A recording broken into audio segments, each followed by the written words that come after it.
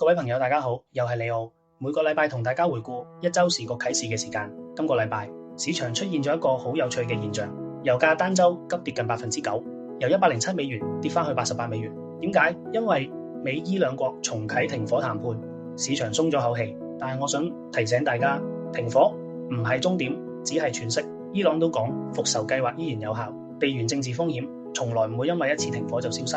第二個重點係科技財報，今個禮拜 Alphabet 同 Amazon 都超預期，股價大升。但係 Meta 因為 AI 投入太大，市場擔心回報，股價反而跌。呢個分化係一個好重要嘅信號。AI 浪潮入面，唔係每一隻科技股都係贏家。賣鐵鏟嘅雲端基建確定性遠高於用鐵鏟嘅 AI 應用層。第三個重點，亦係今期我最想同大家分享嘅，就係債券喺整體投資組合入面嘅真正角色。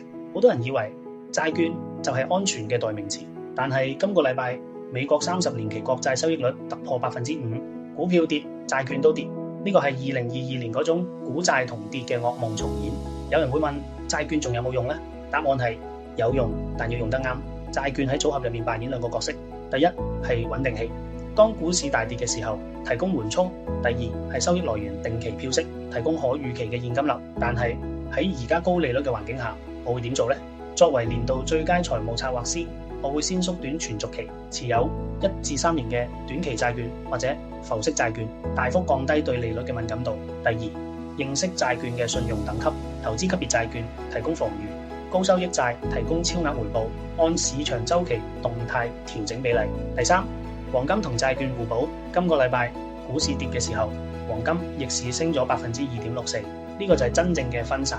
當股債同跌，黃金係最後一道防線。最後我想講一句，喺而家咁複雜嘅市場環境入面，我哋唔係唔投資，而係要投資得更聰明，了解每一類資產喺唔同市場環境下嘅角色，先係保護財富嘅正確方式。下個禮拜再見。如果中意我呢類短片嘅話，就俾個 like、comment、share 同 subscribe，下次就唔會錯過新出嘅一周時局啟示。再見。